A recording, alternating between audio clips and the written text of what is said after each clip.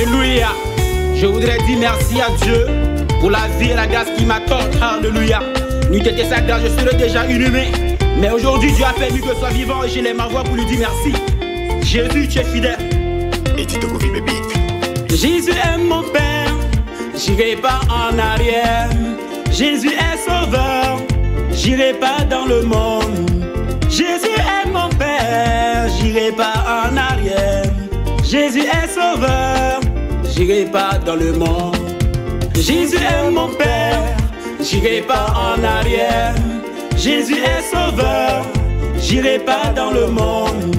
Jésus est mon Père, j'irai pas en arrière. Jésus est sauveur, j'irai pas dans le monde. J'irai pas en arrière, j'irai pas dans le monde. J'irai pas en arrière, Jésus est mon Père. J'irai pas en arrière, j'irai pas dans le monde. J'irai pas en arrière, Jésus est mon Père. Dans les échecs, dans la maladie, dans la pauvreté, c'est Jésus je vais invoquer. Dans les échecs, dans la maladie, dans la pauvreté, c'est Jésus je vais invoquer. J'irai pas en arrière, j'irai pas dans le monde, j'irai pas en arrière.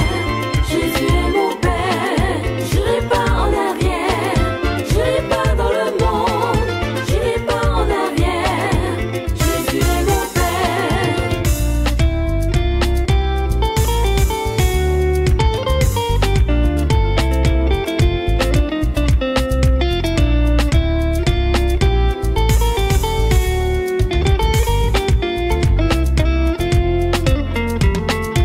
Yesu titiba, te kan le pour le pot.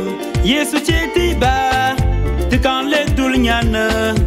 Yesu titiba te kan le pour le pot. Yesu fait toi, te kan le dulnyana. Te kan le pour le pot, te kan le dulnyana. Te kan le pour le pot. Yesu titiba, li tibumba. L'ité yelou, l'ité talar, te kan le pour le pot. L'ité bumbagé, l'ité yelou, l'ité talar, te kan le pour le pot. Te kan le pour le pot, te kan le dulnyana, te kan le pour le pot. Te baye dousa, te kan le pour le pot, te kan le dulnyana.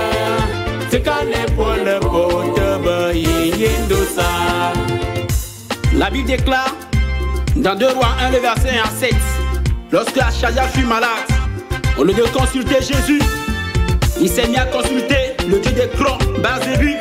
L'Éternel dans sa jalousie l'a précipité. Quant à Ézéchias, lorsque Dieu l'a dit qu'il devait mourir, il a imploré le nom de l'Éternel. Dieu a prolongé sa durée de vie à 15 ans, mon frère et ma soeur.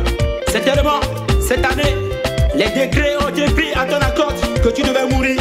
Mais au nom de Jésus, je déclare, ces décrets révoqués, tu vivras maintenant. Dans le nom de Jésus, c'est tellement t'a donné un conseil d'aller voir un marabout pour réussir dans la vie. Laisse-moi te dire, tu de précipiter tes jours. Crois au Seigneur Jésus, tu seras sauvé. Il est l'alpha et l'oméga, le commencement et la fin, le premier et le dernier. Alléluia. Merci Seigneur, je te suivrai jusqu'à la fin de mes jours. Quel que soit l'état de vie, quel que soit le problème, la maladie, l'échec, je te servirai, je te suivrai parce que tu es le tout-puissant. Alléluia. Merci Seigneur. Mon frère, c'est tellement enchanté contre ta vie. Mais la Bible déclare dans nos 23, le verset 23, ni l'enchantement ni la divination ne peuvent venir contre ta. Au nom de Jésus. Jésus est mon Père, c'est comme le pour les pauvres, c'est comme le pour les c'est comme le pour les pauvres. Mesdames et messieurs, soyez les bienvenus dans ce nouveau numéro de l'émission Mon Parcours. Comme vous le savez, l'émission Mon Parcours est consacrée au témoignage des hommes et femmes de Dieu qui ont eu un parcours particulier avec Dieu, qui ont eu une expérience particulière avec Dieu. Aujourd'hui, nous recevons pour vous le frère Tessilimi Amadou, et donc frère à l'église des AD Temple du Calvaire, qui va partager avec nous son expérience, comment Dieu l'a appelé en étant musulman, comment Dieu l'a touché particulièrement, quelle est la rencontre qu'il a fait, qu'il a eue avec Dieu et qui l'a convaincu que Jésus-Christ est le chemin, la vérité et la vie. Chers frères, bienvenue dans cette émission. Merci beaucoup. Oui, dites-nous, qui est Amadou Tessilimi? Présentez-vous à nous. Oui, mon nom c'est Balogun Amadou. D'accord. Et le prénom c'est Tessilimi. Oui. D'accord. C'est un nom d'ethnie Yoruba. D'accord. Bon, le Tessilimi c'est un nom coranique. Ok. C'est un nom coranique. Ça s'appelle dans le Coran Teslima. Tessilima, ça veut dire quoi? Si on peut... Ça veut dire que j'avais demandé ça aux imams dans le temps parce qu'il me dit que c'est un nom qui se dit que celui qui peut se donner totalement à Dieu. Celui est consacré à Dieu, quoi. à le servir comme âme, esprit. C'est ça, c'est un nom un peu plus à part, quoi. D'accord. Pas donner à tout le monde. Oui. Ça veut dire Teslim dans le Coran. D'accord. D'accord. Je suis un ex-musulman devenu chrétien aujourd'hui et plus un évangéliste. Évangéliste. Oui. D'accord. Nous allons en venir, mais dites-nous, comment est-ce qu'on devient musulman ou on est musulman? Oui, on ne devient pas musulman, on est musulman. C'est-à-dire, quand je dis naître, c'est naître ou être? Non. C'est-à-dire, je peux me convertir à l'islam, non? C'est ça. Ou je suis né dans l'islam et je deviens musulman. Tu peux naître musulman. Oui. Tu peux devenir musulman aussi. Oui, expliquez-moi. Moi, mon nom, mon prénom le témoigne. D'accord. Teslimi, c'est sur ma carte d'identité. Ça veut dire que je suis né. Vous êtes né musulman dans une famille musulmane. Consacrée à l'islam. Consacrée à l'islam. Même mon nom est Balogun Amadou. Ok. Balogun Amadou. Souvent, Amadou, ce sont les musulmans qui ont ce nom-là. Bien sûr. Bien sûr. Mais je suis né un musulman. Ok. Je suis né un musulman. Oui, comment. Quand vous êtes musulman depuis l'enfance, comment vous êtes préparé? Comment est-ce que vous êtes formé? Est-ce que c'est pas, dites-nous un peu. Oui, nous sommes formés, bon, souvent par l'école coranique. Et tu entends dès l'enfance que tu entends que c'est l'islam seulement qui est le chemin. D'ailleurs, c'est la religion de tes parents. Donc tu dois suivre ça forcément. Forcément. C'est ça. Il n'y a pas d'autre option. Il n'y a pas d'autre option à faire. D'autres options à faire. Et c'est comme ça, je peux commencer le témoignage comme ça. Allez-y. Bon, quand je grandissais, à l'âge de 30 ans comme ça, j'avais eu des amis qui étaient chrétiens. Donc vous avez déjà vieilli à 30 ans? Oui, j'ai vieilli déjà. J'ai déjà deux enfants en ce moment-là. D'accord, je vois. Vous êtes marié en islam? En islam. Avec une femme? Avec une femme. Musulmane plutôt? Musulmane, c'est ça. D'accord. En islam. Donc, déjà, il y avait des amis qui étaient chrétiens. Je vendais à Sigambe, quoi. Vous êtes à Sigambe en tant que vendeur? En tant que vendeur. Donc, les amis chrétiens, ce qu'ils me disent souvent, ils me disent que Jésus est le chemin.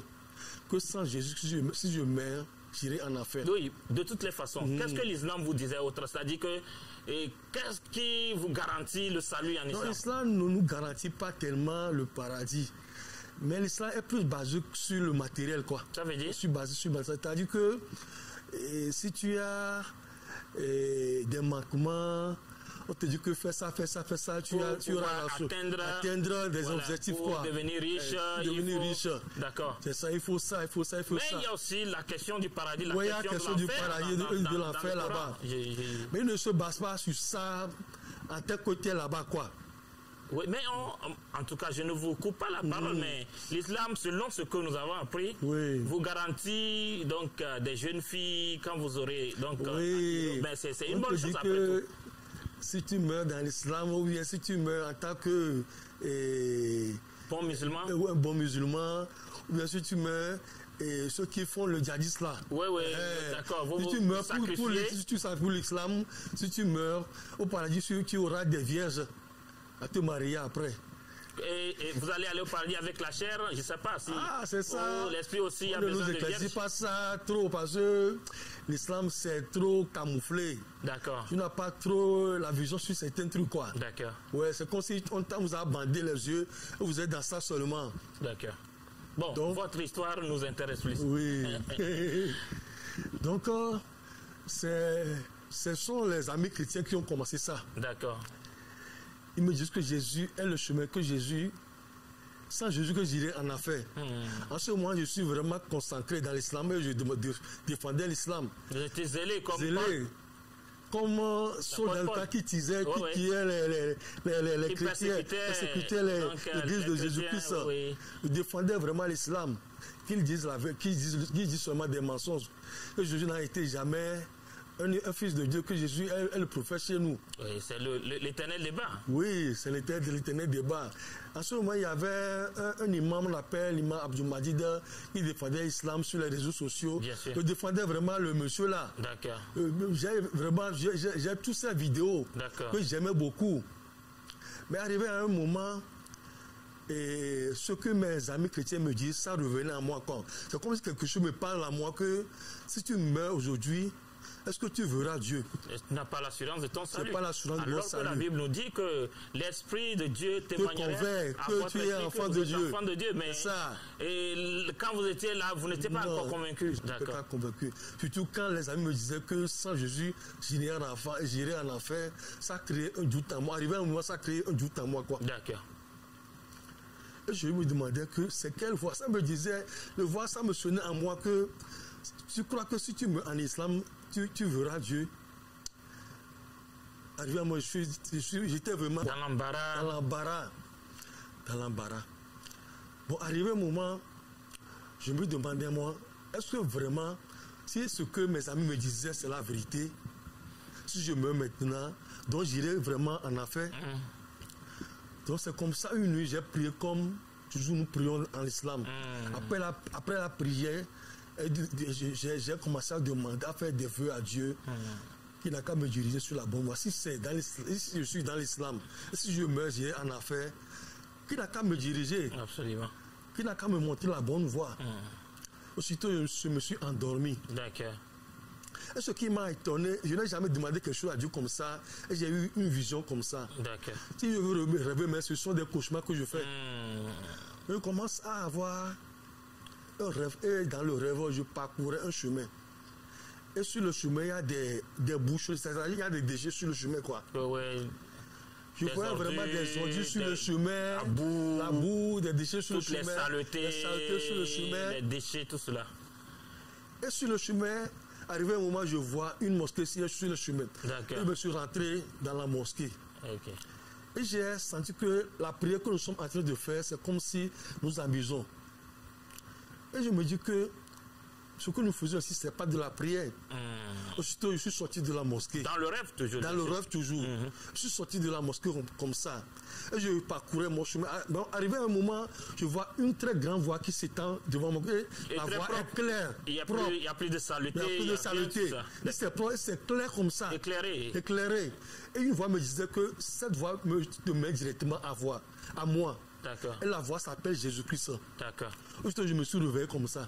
Ok. Et je me demandais que c'est comme si je vis la réalité, quoi. Ce rêve, c'est comme la réalité, quoi. C'est la réponse à la prière que vous avez faite. Quoi. Moi, mais je sens que c'est la réponse à la prière que j'ai faite. Et j'ai même eu la révélation de ce rêve que c'est ça que c'est comme si ce que je faisais en pense, c'est comme si je suis dans la saleté. Oui, bien sûr, les détritus, la saleté, la boue que vous avez vue. Saleté. C'était pas l'état de votre âme, l'état de votre c'était pas ça. D'accord. Donc, je lui demandais comment je vais sortir dans l'islam comme ça. Tant que j'ai des parents qui sont chrétiens, j'ai ma femme donc qui vous voulez me dire des parents qui sont musulmans, j'ai ma femme qui est musulmane. Comment sortir comme ça? Vous êtes dans un environnement totalement musulman. C'est ça. Donc si bien que... Mais est-ce que ce seul rêve vous a convaincu à totalement décider de chercher la voie du Christ? Ou vous avez fait d'autres rêves, je ne sais pas. Non, c'est seulement ce rêve qui m'a vraiment convaincu. D'accord. Ce rêve m'a vraiment convaincu, ça m'a totalement convaincu.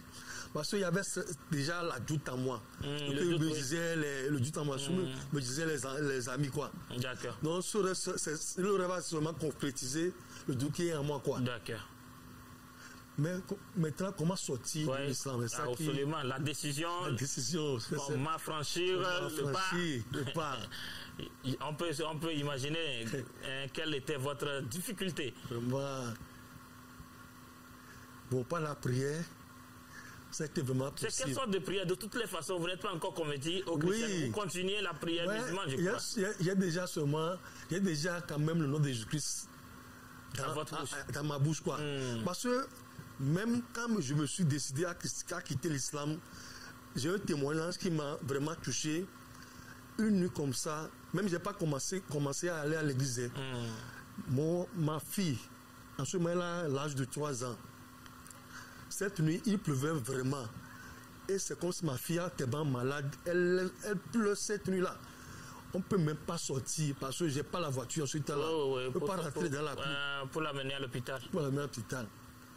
Et je me suis dit à moi. Bon, à ce moment, elle et sa maman, elles sont au salon. Moi, je suis dans la chambre à coucher. Et je me suis dit que Jésus, si c'est toi que j'avais trouvé, il faut me démontrer que c'est toi que j'ai trouvé. Au moment, la foi s'est tue. Amen, alléluia. J'ai dit que ça, c'est quoi? Moi-même, j'étais vraiment étonné. Et elle s'est tue, quoi? C'est qu'elle s'est endormie. Il n'y a même pas.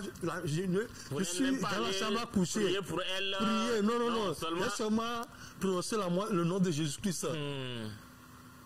Et je dis que ça, c'est quoi ça? Je ne comprends rien, quoi. C'est ça. Et c'est comme ça que la foi est devenue. Donc c'est quand les témoignages comme ça, je ne comprends rien dans ça. D'accord. Ce que je sais, c'est que j'ai prononcé un nom. Absolument. Et le remis là, c'est voilà, vous avez comme vu ça. Le résultat directement. J'ai vu le résultat directement. Maintenant, comment parler à ma femme? Et vous voyez comment Dieu est vraiment grand. Dans la maison où nous avons loué, ma femme côtoisait une voisine, quoi. Oui. Donc la voisine, elle allait dans un centre de prière, aller faire des prières. D'accord. Arrive au moment, ma femme a eu des problèmes.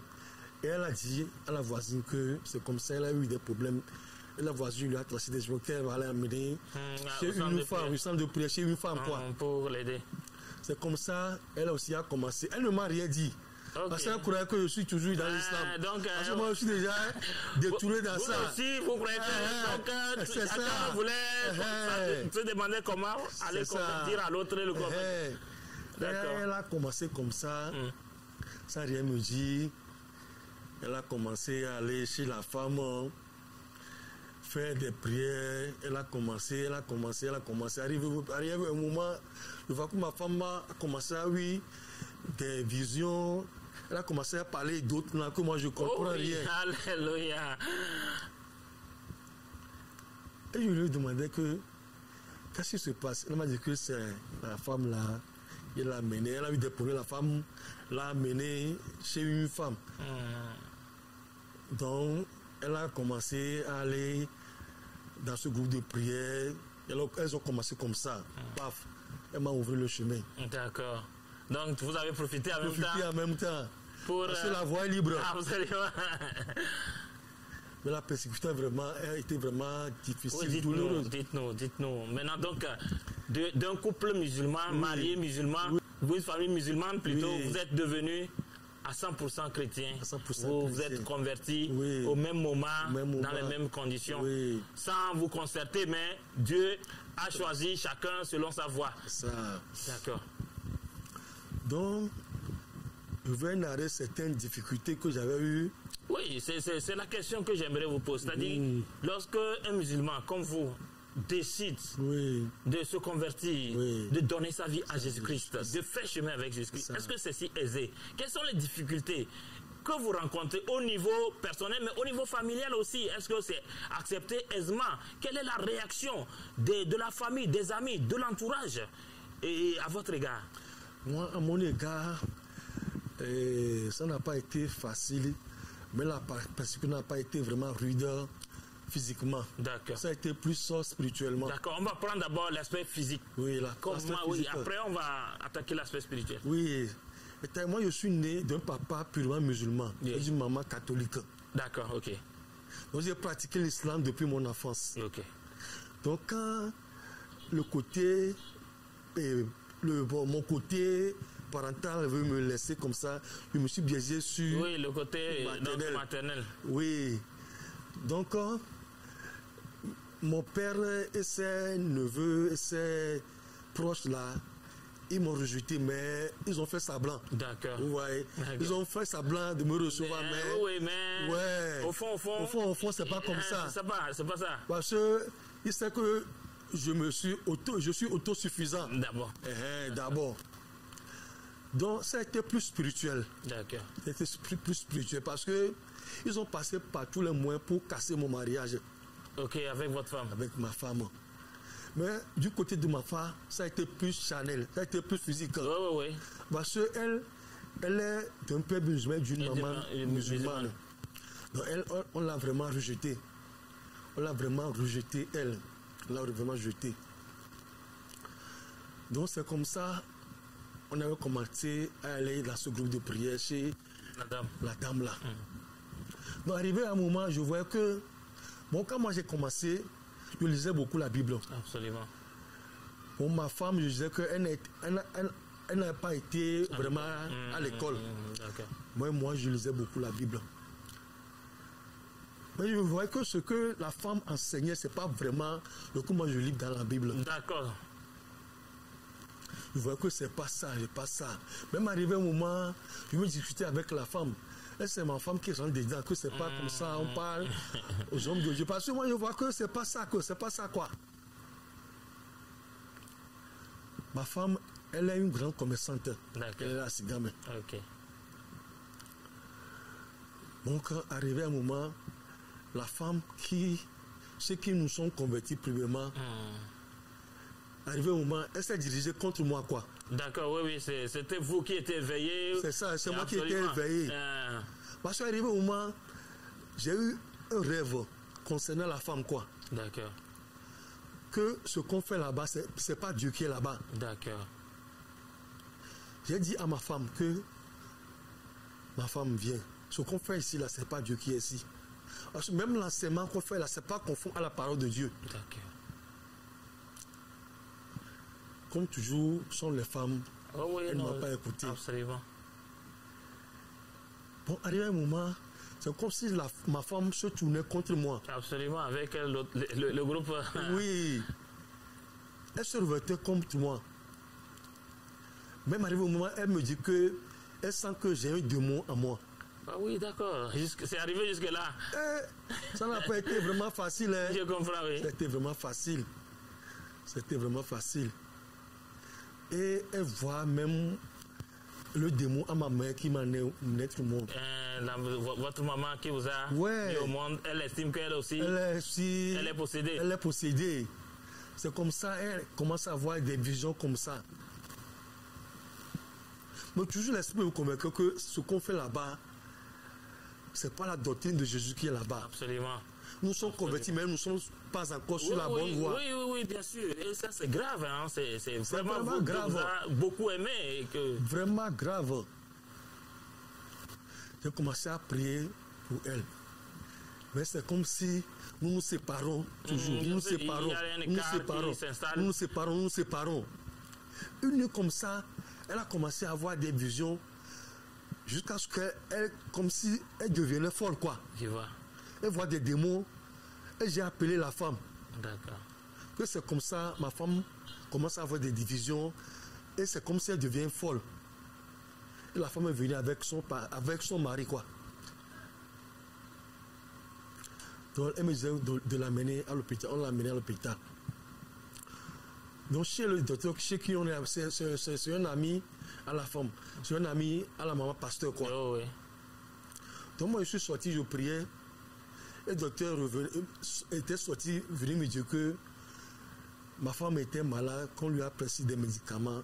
C'est-à-dire que depuis le matin, ma femme souffrait du palu, quoi. Donc on lui a prescrit des médicaments, elle a pris overdose. Ah, d'accord.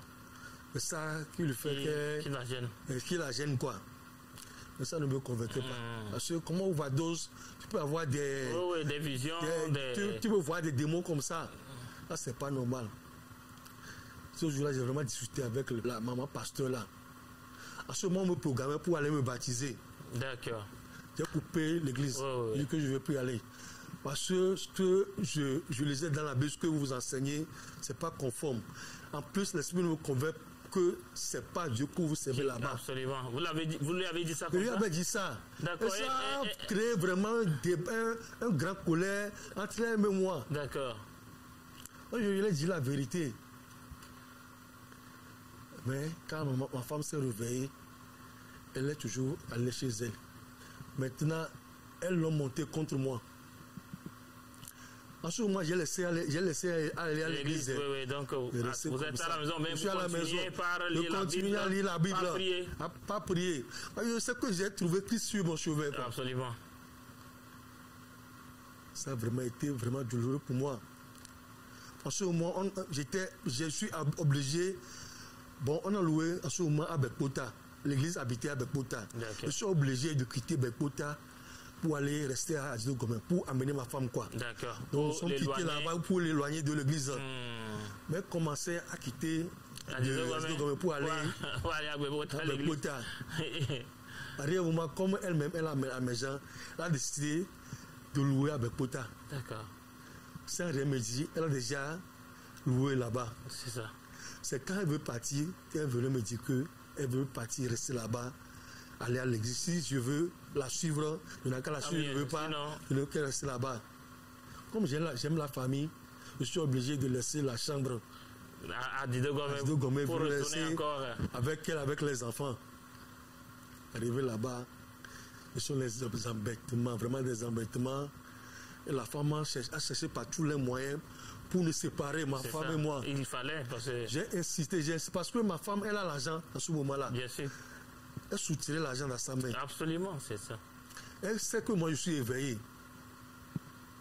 Elle a passé par tous les moyens. Maintenant, ma femme a mené sa mère, parce que ma belle-mère, elle est venue rester avec ma femme. D'accord, à la maison.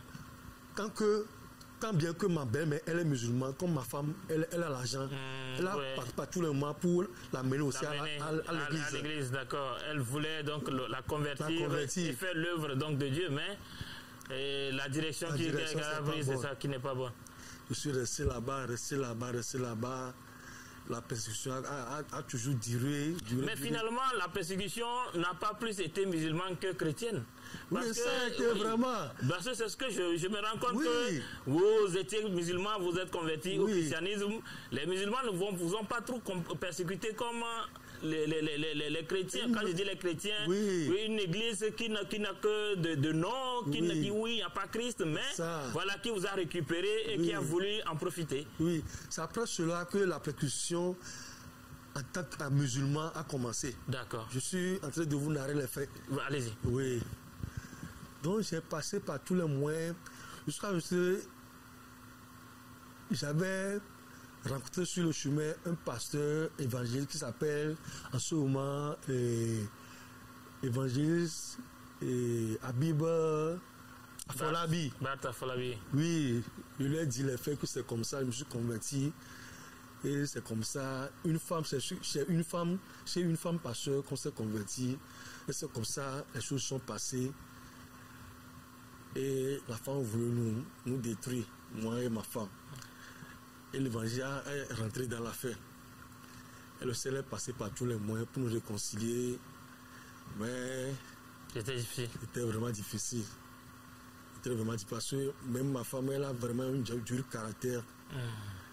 Et aussi, elle a l'argent, elle a aussi des moyens. Donc, avec tout ça là, on a tout essayé, mais là, c'est comme si le foyer a été gâté. Elle est avec vous maintenant ou vous n'êtes plus ensemble? Non, elle n'est plus avec moi. Ah d'accord, donc finalement... J'ai tout passé par tous les moyens, On a prié, les pasteurs ont prié. Finalement, c'est qu'elle m'a laissé quoi.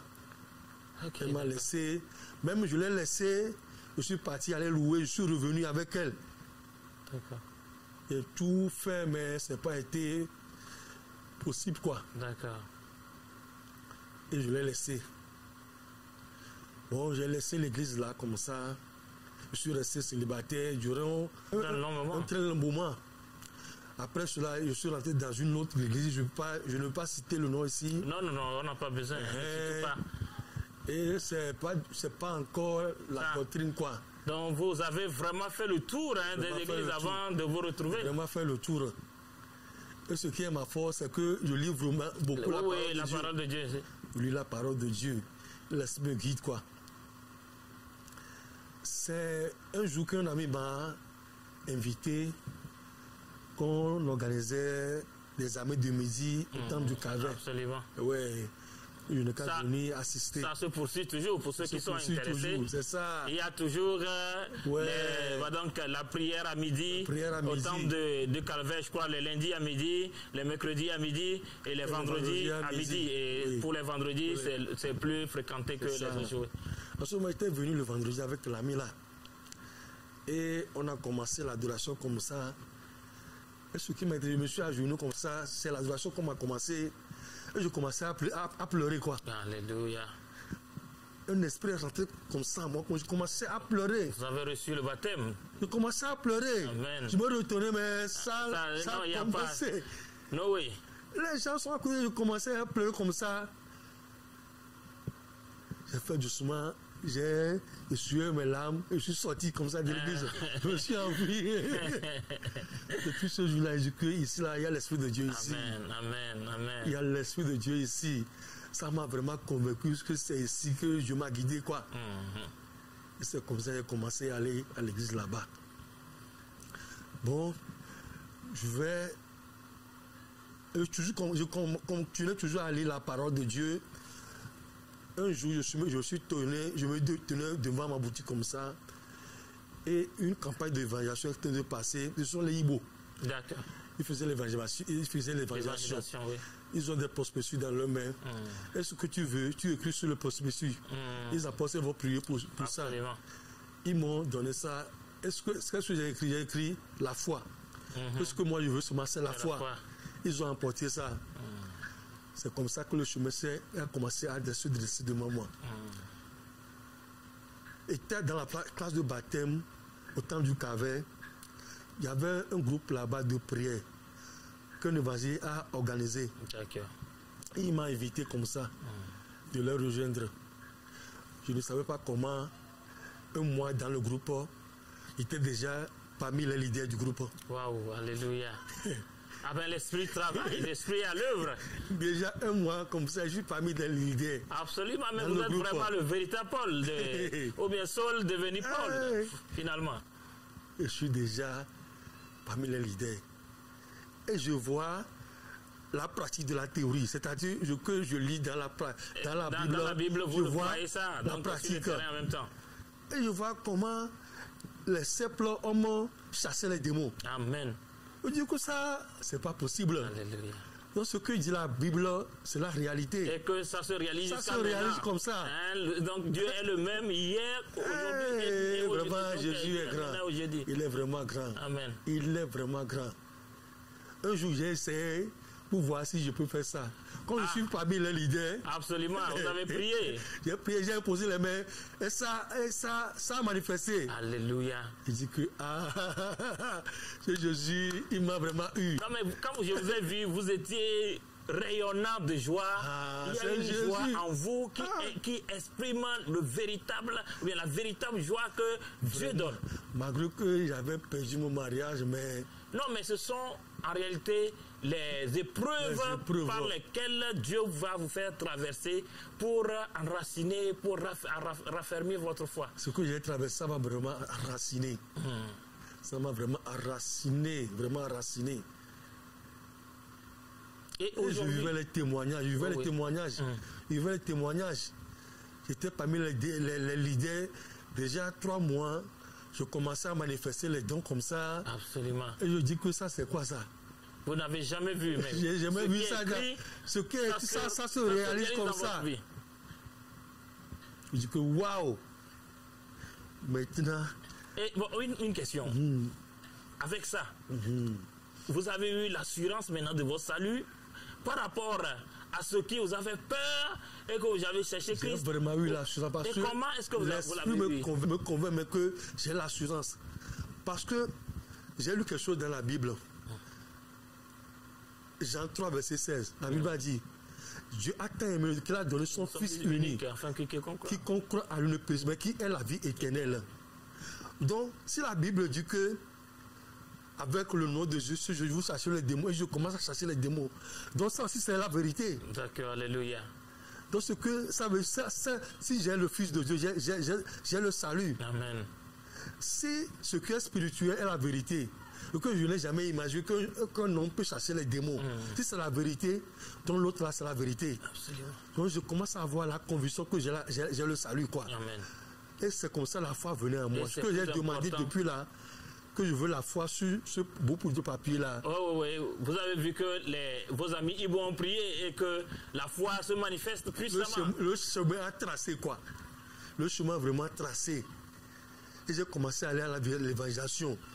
Et c'est dans les villages, les grands villages, où il y a des incantations. Et là-bas, on allait, on évangélisait, les âmes se donnent à Jésus-Christ. Amen. On délivrait les gens, on fait les choses que je n'ai jamais imaginé faire. D'accord, alléluia. Ce Jésus est vraiment bon. Amen. Il est vraiment puissant. Alléluia, Il est puissant. Alléluia. Soyez abondamment bénis. Et aujourd'hui, quel est l'état de votre relation avec votre famille musulmane? Est-ce que vous leur parlez de Christ? Est-ce que, je ne sais pas, quel est l'état avec vos amis? Oui, mes amis qui sont musulmans parlent toujours de Jésus-Christ. Mais pour mes parents, pour le moment, je n'ai pas eu la chance de l'esprit pour aller par le joie, demander à l'esprit, bien sûr, brusquer les choses. Il faut vraiment que l'esprit vous la direction divine, voilà, quoi. D'accord, absolument, je suis d'accord. J'attends le moment opportun. Absolument. Mais je sais que je dois le faire parce que c'est mon ministère. Je dois leur parler de Jésus-Christ et je vais le faire. Amen. Et je vais le faire. Amen. Donc il y a aussi des persécutions que je vais vous relater. Bon, étant dans Christ, j'ai fait un an comme ça et je suis tombé malade. D'accord. Et cette maladie a fait 6 mois. Duré 6 mois? Duré 6 mois. Ça a commencé par problème de foie. D'accord. Après, on me voit que j'ai l'hernie. D'accord. Après, on me voit que mon cœur ne travaille pas bien. Ce sont des maladies. Oui, les maladies qui se succèdent. Qui se succèdent, quoi. Et si tu me vois ce moment-là, les gens me disaient que j'ai eu le sida. Et d'autres vont dire oui, mais quand tu as quitté l'islam, tu vois. Donc, c'est les me disaient que j'étais passé casser les vaudous dans le village, que les vaudous m'ont attaqué. Et voilà que je vais mourir. Ah là là. Mais Dieu est fidèle. Amen. Pendant les 6 mois, d'autres m'ont découragé. J'ai des amis qui ont aussi des moyens, ils veulent m'amener faire chez les vaudous. Oui, pour pouvoir voir qu'est-ce qui ne va pas et que les vaudous interviennent. Jésus va me guérir. Amen. Et Jésus m'a guéri. Alléluia. Quand je commençais à me... Alors, ça a même duré plus de 6 mois. D'accord. Mais à un moment, je reprenais ma forme. Ok. Je reprenais la force. Absolument. Parce que moment, j'ai même décidé de ne plus prendre les médicaments. Ok. J'ai dit que Jésus ne veut pas me guérir. Je préfère mourir comme ça. Absolument. Je l'ai défié, quoi. Il a commencé à manifester sa puissance. Et comme ça, je commençais à être guéri, un peu, sans les médicaments. Je vois. Je commençais à être guéri. Et je reprends ma forme. En ce moment, il y a un pasteur qui a chanté, un pasteur chanteur. Il s'appelle pasteur Davidson. Il a chanté Garage, Mele, Maou. Ceux qui me disaient que j'avais eu le sida. Vous leur disiez, vous étiez au garage. Ils ont eu des problèmes. Parce que c'est mon ami. D'accord. Il me connaît très bien. Ok. Il me connaît très bien. Et j'ai eu ma forme. Maintenant, je suis plus gros qu'avant même. Ah oui, d'accord, je vois. Donc, Jésus-Christ a fait le miracle, ça a dépassé, la guérison a dépassé. Ça a dépassé. Maintenant, je suis plus allé dans le ministère. Amen. Je sais que ça a été une persécution spirituelle. D'accord. Mais Jésus m'a guéri. Amen. Jésus m'a vraiment guéri. Amen. Ceux qui m'ont vu en étant malade, ils ont dit que ça, c'est la main de Dieu. Sinon, j'allais mourir, quoi. Oui, bien sûr. J'allais mourir. Et avec tout ça, là, il m'a vraiment convaincu avec la foi aussi. Absolument. Oui, comment ce Dieu est bon. Maintenant, je suis dans le ministère. J'essaie mon ministère, les miracles se produisent. Oui, vous avez suivi voilà, donc une formation d'évangéliste ou... Pas encore. D'accord, mais vous continuez le ministère quand même. Oui, amen. Maintenant que nous passons au programme pour aller à l'école d'évangélisation. D'accord. C'est maintenant que nous pouvons aller à l'école d'évangélisation. D'accord. Et si Dieu le veut, ça ne serait pas... Oui, ça ne serait tardé. Ça ne serait pas même en Afrique, si Dieu le veut. Amen, amen, amen, amen. Il a beaucoup tracé des chemins, il a fait des miracles. Absolument. Pour convaincre mes frères qui sont dans l'islam. Absolument. Absolument. Il est vraiment, Jésus est le Dieu. Amen. Il est vraiment Dieu. Mais vous étiez musulman, vous ne reconnaissiez pas que Jésus est Dieu. Et aujourd'hui, vous ne connaissez pas. Même il y a des chrétiens qui ne reconnaissent pas que Jésus est Dieu. Ils se disent chrétiens mais ne reconnaissent pas que Jésus est Dieu. Moi, je reconnais que Jésus, même si un pasteur me dit que Jésus n'est pas Dieu. Vous êtes convaincu et l'Esprit vous a convaincu que Jésus-Christ est Dieu. Est vraiment Dieu. Merci. Il restera toujours Dieu pour moi. Amen. Pour moi, il restera Dieu. Amen. Pour moi. Parce que Jésus est Dieu. C'est ça. D'accord. Nous recevons dans ce numéro notre frère Tesselimi Amadou Balogun et ex-musulman devenu chrétien parle le miracle et la main puissante de Dieu et qui donc nous témoigne de sa conversion et du parcours qu'il a eu avec Jésus-Christ jusque-là. Et donc, et votre femme, qu'est-elle devenue? Est-ce qu'elle a gardé la foi? Est-ce qu'elle continue donc par aller à cette église? Vous avez de ces nouvelles? J'ai de ces nouvelles. Actuellement, elle est la femme, elle la femme parce qu'elles ne sont plus ensemble. Ensemble, d'accord. Actuellement, je me dis que la femme l'a ruinée. Ses affaires sont tombées dans l'eau. Ses affaires sont tombées dans l'eau. Elle est retournée dans l'islam actuellement. Oh non, mon Dieu, c'est vrai? Dans l'islam. Mais je prie pour elle qu'elle revienne. Amen. Je prie toujours pour elle qu'elle revienne. Qu'elle revienne. Mais les enfants qu'elle a eus avec moi, je les amène à l'église. D'accord. Je fais par tous les moyens pour les amener. Oh, oui. Je voulais retirer ça chez elle, mais je vois que c'est comme si je la torture. Oui, bien sûr, je comprends. Mais mes enfants sont chrétiens. Amen. Les enfants sont chrétiens. Amen. J'ai un enfant, le premier qui s'appelle Aziza, le second qui s'appelle Mohamed. D'accord. Le troisième qui s'appelle Zénab. Ok. Moi, nous sommes séparés maintenant, ça fait 3 ans. Ah ben, c'est récent. Ça fait 3 ans. Ça fait 3 ans. D'accord. Elle s'est mariée, elle s'est remariée donc à un musulman. Maintenant, moi aussi, je suis remarié. À un musulman, elle s'est remariée à un chrétien. Elle s'est remariée à un musulman. D'accord. Je suis remarié à un chrétien. D'accord. On rend grâce à Dieu pour votre vie, pour ces puissants et grands témoignages qui édifient. Donc, qui encourage, qui nous donne en tout cas la foi et qui nous rassure que Jésus-Christ continue par faire des miracles, par donc changer de vie, pas travailler comme il a fait dans la vie de Saul, comme vous l'avez dit, qui est devenu donc Paul et qui a travaillé pour Dieu. Vous aussi, Dieu vous a touché et vous êtes le Paul donc de notre siècle. Et nous vous disons merci, chers téléspectateurs, de nous avoir suivis. Et nous étions dans l'émission Mon Parcours et nous avons reçu notre frère et donc fidèle de l'église d'Assemblée de Dieu du Temple du Calvaire et Tesselimi Balogun Amadou, et nous avons partagé donc de très bons moments avec lui. Nous vous donnons encore rendez-vous pour notre prochain numéro. Soyez fidèles à l'émission. Que Dieu vous bénisse. Au revoir.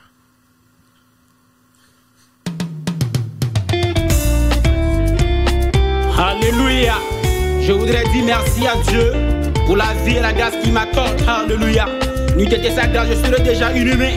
Mais aujourd'hui, Dieu a permis que je sois vivant et je lève ma voix pour lui dire merci. Jésus, tu es fidèle. Et Tito Kofi Baby. Jésus est mon Père, j'irai pas en arrière. Jésus est sauveur, j'irai pas dans le monde. Jésus est mon Père, j'irai pas en arrière. Jésus est sauveur, j'irai pas dans le monde. Jésus est mon Père, j'irai pas en arrière. Jésus est sauveur, j'irai pas dans le monde. Jésus est mon Père, j'irai pas en arrière. Jésus est sauveur, j'irai pas dans le monde, j'irai pas en arrière. J'irai pas dans le monde, j'irai pas en arrière. Jésus est mon Père, j'irai pas en arrière. J'irai pas dans le monde, j'irai pas en arrière. Jésus est mon Père. Dans les échecs, dans la maladie, dans la pauvreté, c'est Jésus je vais invoquer. Dans les échecs, dans la maladie, dans la pauvreté, c'est Jésus je vais invoquer.